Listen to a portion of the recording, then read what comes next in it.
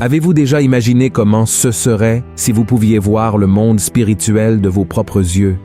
Beaucoup de gens ont rapporté avoir vu des figures étranges apparaître juste devant eux.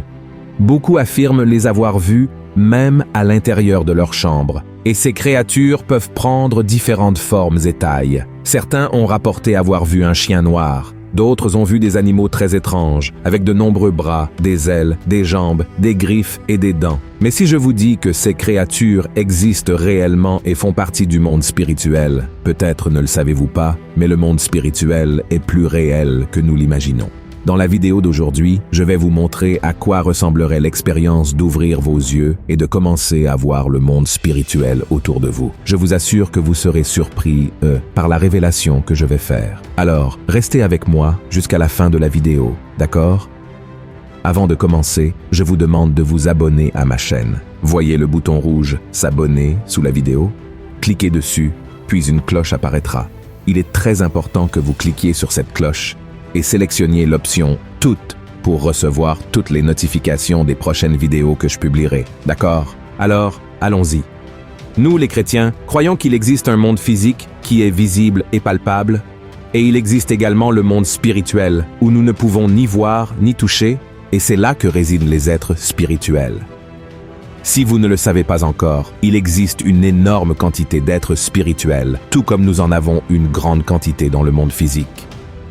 Les scientifiques affirment qu'il existe près de 9 millions d'espèces de créatures vivantes dans le monde entier. Maintenant, pouvez-vous imaginer une quantité similaire dans le monde spirituel? Beaucoup pensent qu'il n'y a que quelques anges et démons, mais la vérité est que nous parlons d'un royaume et un lieu d'autorité et de pouvoir. Par conséquent, nous pouvons affirmer que le royaume spirituel compte des millions d'esprits qui gouvernent et possèdent des pouvoirs surnaturels, et tout ce qui se passe dans le monde spirituel a des répercussions ici sur Terre. De même, nos actions ici interfèrent dans le monde spirituel.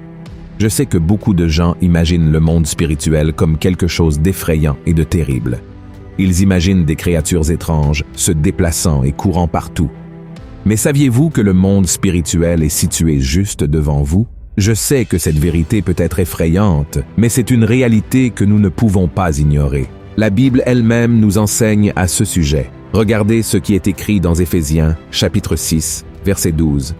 « Car nous n'avons pas à lutter contre la chair et le sang, mais contre les dominations, contre les autorités, contre les princes de ce monde de ténèbres, contre les esprits méchants dans les lieux célestes. » La Bible nous révèle qu'il existe des catégories de pouvoir et d'autorité dans le monde spirituel. Cela signifie que tant les anges que les démons détiennent des titres de prince et de puissance, attribués en fonction de leur fonction. Certains ont des pouvoirs plus grands que d'autres, tandis que d'autres ont des pouvoirs moindres. La première autorité maléfique que nous trouvons dans la Bible est révélée dans le Nouveau Testament et s'appelle Belzébuth, le prince des démons. La Bible relate que lorsque Jésus réalisait des miracles et que les personnes autour de lui ne croyaient pas qu'il pouvait le faire de lui-même, elles ont commencé à affirmer que Jésus utilisait les pouvoirs du démon Belzébuth, qui est un autre nom donné à Satan. Cependant, ce nom peut également être trouvé dans la Bible sous le nom de Baal-Zébub, le dieu d'Écron. Écron est une ville située au sud-ouest de Canaan, et les théologiens affirment que Baal-Zébub serait un démon dirigeant cette ville, doté de pouvoirs de guérison. Cela est révélé dans le livre de 2e Roi, chapitre 1, lorsque les aigles ont tenté de communiquer avec ce démon pour qu'il soit guéri de ses blessures. Certains théologiens pensent que Baal-Zébub signifie que ce démon est le seigneur des mouches ou le seigneur du fumier. L'apparence de ce démon serait donc semblable à celle d'une mouche. Il semble trop simple de penser qu'un démon adopterait l'identité d'une mouche pour apparaître dans ce monde physique. Mais cette idée ne semble pas non plus impossible, car difficilement une mouche effrayerait quelqu'un. Et s'il y a quelque chose que l'ennemi veut, c'est se rapprocher de nous, même sans que nous le sachions. Un autre prince des démons que nous pouvons trouver dans la Bible se trouve dans le livre de Daniel. Daniel était un homme très consacré, qui priait beaucoup Dieu, et le Seigneur envoyait des réponses à travers les anges. Et une fois, l'ange porteur des réponses de Dieu a été empêché par le démon, ayant le titre de prince de Perse. Voici ce qui est écrit. « Le chef du royaume de Perse m'a résisté 21 jours. Mais voici Michaël, l'un des principaux chefs, est venu à mon secours, et je suis demeuré là auprès des rois de Perse. Dans ce passage de la Bible, il est très clair que les anges et les démons sont constamment en lutte les uns contre les autres, et nous aussi. Lorsque nous prions, nous nous retrouvons face à face avec l'ennemi, essayant d'empêcher les réponses de Dieu de nous parvenir. C'est pourquoi il est si important de persévérer dans la prière. Il existe une autre catégorie de démons qui portent le titre de roi. La Bible nous met en garde contre le règne des ténèbres, contre les gouvernements et les autorités spirituelles du mal. Ils contrôlent non seulement ce qui se passe dans le monde spirituel, mais aussi dans le monde physique. Ces créatures démoniaques utilisent toujours des personnes éloignées de Dieu, qui donnent des ouvertures à travers des péchés et font en sorte que d'autres s'éloignent également de Dieu. Mais la bonne nouvelle est que si nous avons Jésus comme notre Seigneur et Sauveur, nous sommes du côté du vainqueur.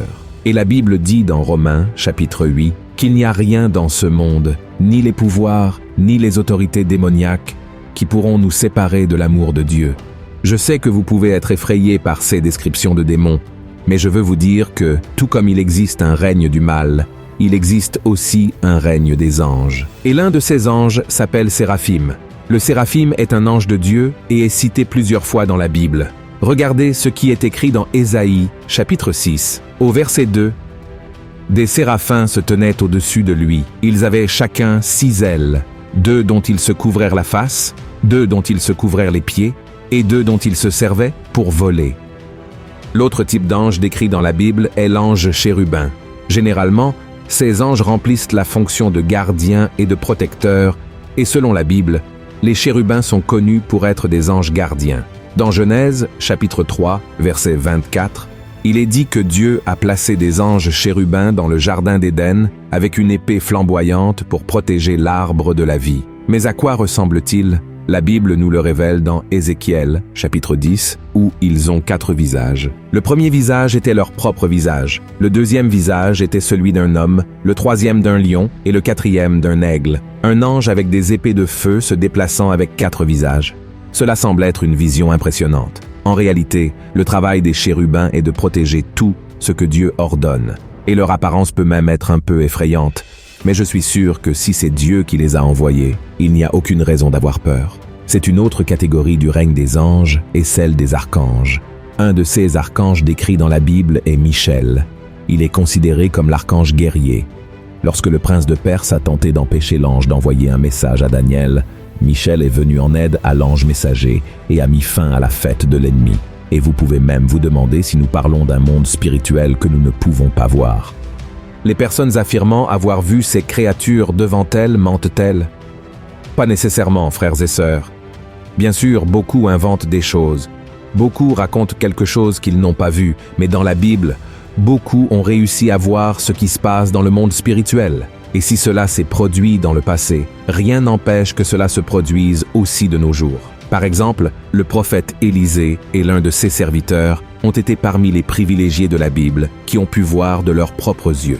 La Bible relate qu'à l'époque où l'armée syrienne avait été envoyée pour arrêter Élisée, ses serviteurs avaient peur parce qu'ils voyaient dans le monde physique une grande armée approcher. Mais Élisée était calme, car contrairement aux autres, il pouvait voir le monde spirituel. Il avait déjà vu de ses propres yeux qu'il était protégé par une armée spirituelle et a prié pour que Dieu révèle cela aussi à l'un de ses serviteurs. Regardez ce qui est écrit dans 2 Rois, chapitre 6. Élisée pria et dit « Éternel, ouvre ses yeux pour qu'il voie. » Et l'Éternel ouvrit les yeux du serviteur, qui vit la montagne pleine de chevaux et de chars de feu autour d'Élisée.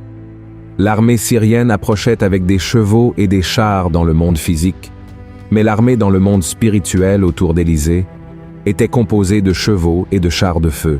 Nous pouvons donc affirmer, avec ce verset, que le monde spirituel peut avoir la présence de nombreuses choses similaires à celles de notre monde physique. Si la Bible parle de chevaux et de chars, mais couverts de feu, il est certain que le monde spirituel peut être très semblable au monde que nous pouvons voir, mais avec des éléments de puissance et des manifestations surnaturelles. Et seriez-vous prêts à être témoins de ces choses? Frères et sœurs, nous pouvons influencer le monde spirituel par nos prières. C'est pourquoi la Bible nous encourage à prier en tout temps. La Bible dit que Dieu est esprit et qu'il est assis sur le trône au-dessus de tout. Mais elle dit aussi que Dieu est avec ceux qui ont un cœur brisé, un cœur repentant. Il peut être partout, et même si vous ne le voyez pas, croyez que le Seigneur est là pour vous protéger et vous donner des réponses. Si votre cœur est attaché au Seigneur, la quantité de démons qui essaieront de vous attaquer devra fuir. Ne vous découragez donc pas, car celui qui est en vous est plus grand que celui qui est dans le monde. Alléluia! Vous n'avez pas besoin de voir les démons prendre des formes d'objets et d'animaux variés pour croire qu'ils sont réels. C'est pourquoi Dieu permet à la plupart des gens de ne pas voir le monde spirituel.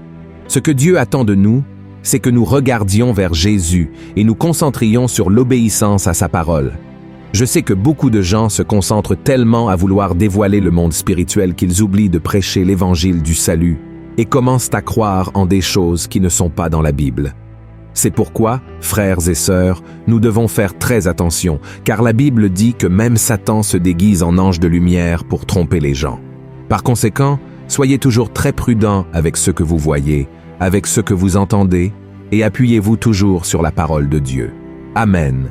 Frères et sœurs, combien il est bon d'étudier ce que la parole de Dieu nous révèle sur les choses autour de nous. En réalité, nous n'avons pas besoin d'avoir peur, ni de nous inquiéter, car Dieu lui-même ordonne aux anges de nous garder dans tous nos chemins, comme il est écrit dans le psaume 91.